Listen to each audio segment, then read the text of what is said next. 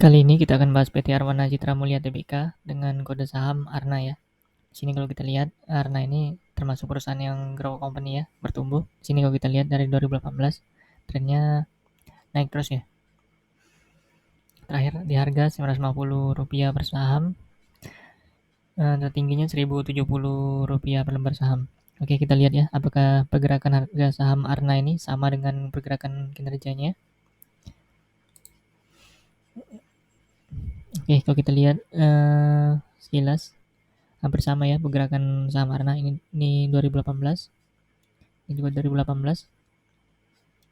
2020 naik ya, naik sini, naik terus dan puncaknya di 2022 ini ya sama ya, bersama turun di kuartal 4 2022 ya sekitar sini, lalu naik lagi ini ya, bersama ya untuk pergerakan harga saham ARNA dengan kinerjanya yaitu ROE dan EPS-nya.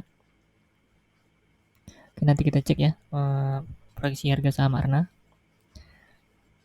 Oke, sebelum kita lanjut ke proyeksi harga saham ARNA, kita cek dulu ya untuk profil singkat dari ARNA. ARNA ini bergerak di bidang industri keramik ya. Di sini ada Dewan Komisaris dan direksinya, bisa dibaca sendiri di sini. Untuk ARNA ini jumlah saham yang beredar itu ada 7,3 miliar, 7,34 miliar lembar saham ya. Untuk market cap-nya 7,1 triliun. Di sini kalau kita lihat PT Supra Kreasi Era Dinamika memegang 14,13% untuk pemegang sahamnya. Untuk Bapak Tandian Istadi, MBA selaku direktur utama, dia memegang 37,32%, lalu masyarakatnya 47,59%. Jadi untuk likuiditasnya, karena market cap-nya cukup besar ya, dan jumlah saham yang beredar di masyarakat 47,59%, maka bisa dibilang saham ini saham yang cukup liquid ya untuk ARNA ini. Itu tadi ya untuk profil singkat untuk ARNA. Oke, kita lanjut ke neraca keuangan ARNA ya, dimulai dari aset.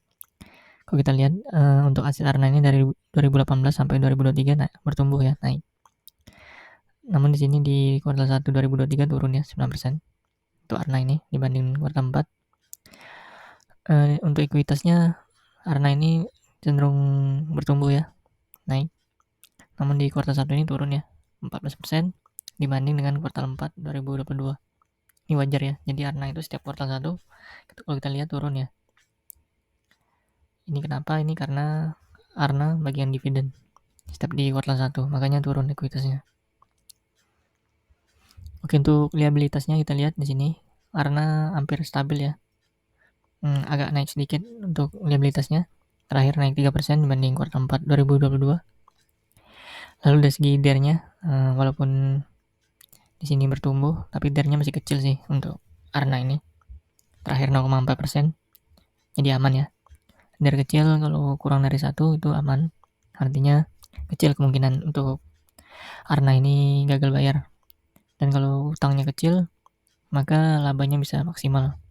Karena labanya nggak kegerus sama beban pinjaman atau beban bayaran utang. Gitu tadi ya untuk neraca keuangan ARNA. Kita lanjut ke kinerja perusahaan ya untuk ARNA. Revenue-nya kalau kita lihat cenderung bertumbuh walaupun turun ya di kuartal 1 terakhir semenjak 2022 kemarin. Dulu revenue-nya 744 miliar yang tahun lalu ya, kuartal 1 tahun lalu. Namun kuartal 1 tahun ini 2023 660 miliar. Namun di sini dibanding dengan kuartal 4 naik ya 13% revenue-nya. Agak turun dikit, tapi menurut saya nggak masalah sih. Nggak terlalu signifikan ya. Untuk laba bersihnya juga ya sama ya. Sempat naik sampai kuartal 1 2022 puncaknya. Namun di sini turun ya trennya. Namun dibanding kuartal 4 ya naik 23%. Lalu untuk profit marginnya di sini cenderung bertumbuh karena cuman agak turun ya 22%. Dulu pernah 23% ya di 2022. Untuk ROE-nya kalau kita lihat ARNA ini bertumbuh ya ROE-nya. Dulu 2018 cuma 14%, sekarang udah 31%, bagus sekali. ROE yang bagus itu 15%, 31% ini bagus sekali, istimewa ya. Walaupun ini udah agak melandai ya. ini waktu itu bertumbuh, ini pertumbuhannya udah agak berkurang ini untuk Arna. Terus untuk sini eh sedang bertumbuh ya ROE-nya. Ini ROE tiap kuartal ya. Dibanding kuartal 4 kemarin naik ya 9,2% dan sebelumnya 6,4% untuk ROE-nya. Untuk IPS-nya juga bertumbuh.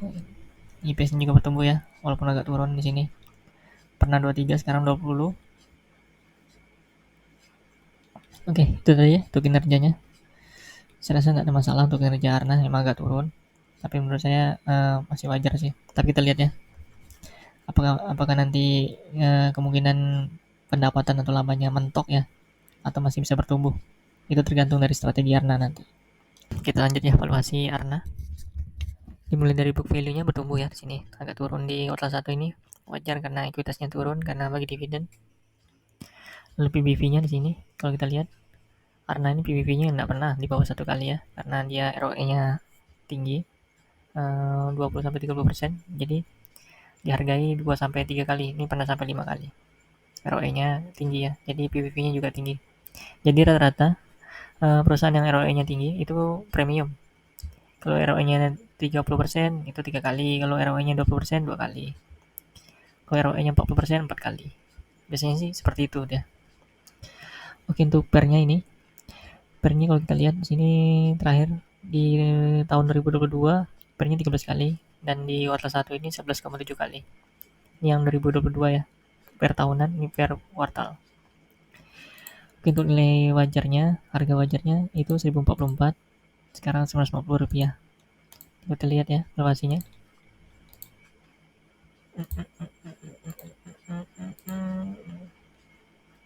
Ini rata-ratain ya.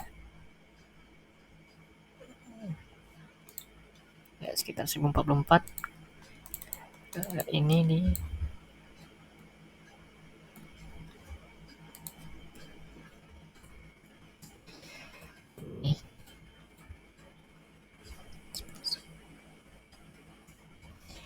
ya, ini ada 8% ya.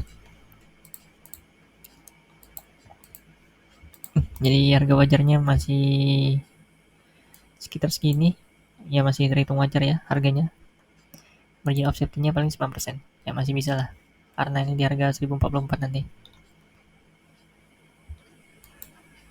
Oke, kita lanjut ya untuk strategi Arna.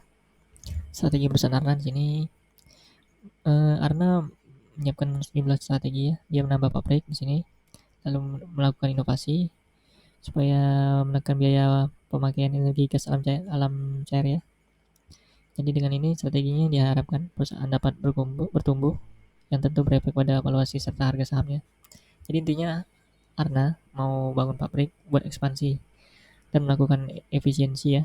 Dengan inovasinya buat efisiensi, otomatis margin labanya nanti lebih tebal dengan efisiensi ini, dengan biaya operasional yang kecil dan hasil yang maksimal.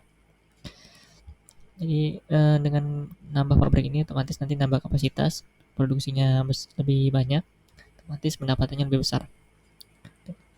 Dan di sini dengan ditambahnya pabrik baru, jadi jaringan distribusinya juga lebih efisien ya, otomatis biaya transportasinya lebih murah.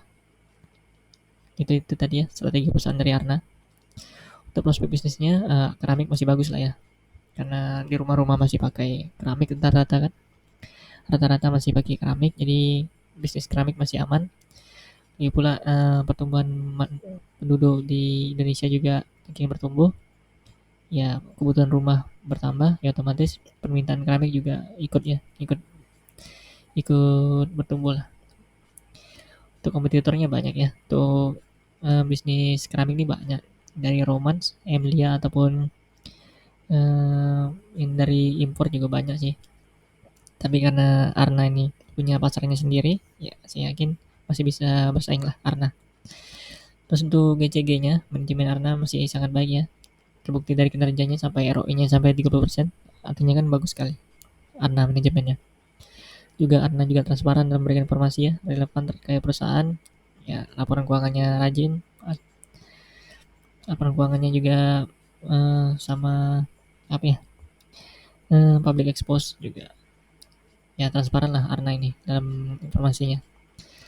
Dan saya rasa nggak ada ya berita pelanggaran hukum dari Arna, jadi GCG-nya nggak ada masalah. Jadi itu tadi ya, strategi perusahaan Arna bagus, prospeknya juga masih aman ya, masih masih dibutuhkan. Kompetitornya masih bersaing dia, karena ini dengan kompetitornya, dan GCG-nya juga nggak ada masalah. Itu tadi ya. Jadi ya, untuk cash flow atau arus kas Arna, kalau kita lihat di sini positif ya. Aktivitas operasinya, artinya uang masuk lebih besar dibanding uang yang dikeluarkan untuk aktivitas operasi. Lalu dari segi aktivitas investasinya, Arna di sini negatif, artinya dana dikeluarkan untuk kegiatan investasi, contohnya bangun pabrik, melakukan inovasi ya, jadi nggak ada masalah untuk arus kas aktivitas investasinya. Lalu dari segi pendanaan, Arna ini juga rajin, ini negatif ya, artinya rajin melakukan bayar hutang atau berkomitmen untuk mengurangi hutangnya ya. Jadi secara arus kas Arna ini nggak ada masalah menurut saya. Lalu lagi dari segi dividen, Arna ini DPR-nya lumayan besar ya. Dividen payout rasionya, artinya DPR ini jumlah persentase atau jumlah dividen yang dibagikan berdasarkan dari laba tahun lalu ya. Di sini 55% dari laba tahun lalu, dan terakhir di 2023 ini 70% dari laba tahun lalu, tahun 2022 kemarin. Dari segi yield Arna juga lumayan lah ya, 3-5%. Jadi dari segi dividen Arna nggak ada masalah ya, termasuk yang royal juga nggak terlalu besar juga dia, untuk lumayan besar sih untuk DPR-nya, dan dividen yieldnya juga lumayan sih. Itu tadi ya untuk arus kas dan dividen Arna. Untuk proyeksi harga saham Arna ini harganya Rp150. Apakah masih bisa naik lagi atau gimana? Memang EPS-nya kalau kita lihat dari tahun ke tahun meningkat ya atau bertumbuh. Cuman di tahun 2022 ini agak turun ya. Jadi pertanyaannya apakah masih bisa bertumbuh Arna ini? Ya mungkin ya, masih bisa karena Arna masih melakukan ekspansi ataupun inovasi ataupun efisiensi ya dari segi distribusi dan transportasinya. Jadi saya rasa Arna masih bisa meningkatkan kinerjanya atau pendapatannya dengan menambah pabrik, dan marginnya masih bisa lebih tinggi ya dengan inovasi dan efisiensi. Jadi saya rasa masih bisa Arna bertumbuh depannya. Jadi ini kemungkinan EPS-nya proyeksi saya atau perkiraan saya masih bisa naik ya. Dan sambil nunggu kita lihat aja lah kuartal 2, kuartal 3 apakah nanti ada hasilnya dari Arna ini ekspansi pabriknya. Kita tunggu apakah nanti harganya EPS-nya misalnya ini 23 nih, kalau ini 26 ya kemungkinan Arna akan naik, melanjutkan tren bullish-nya. Tapi kalau enggak ya mungkin masih di sini ya, 800 1000 ya. Jadi tunggu aja lah di kuartal 2 atau kuartal 3 itunya, laporan keuangannya.